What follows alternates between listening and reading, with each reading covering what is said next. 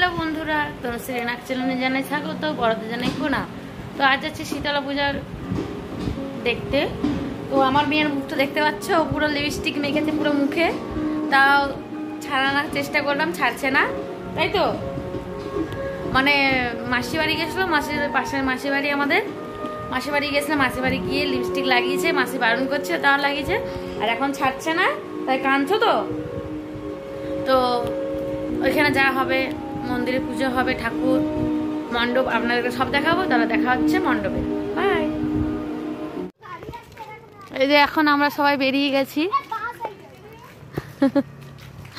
আর বাচ্চাগুলো আগের দিকে আছে।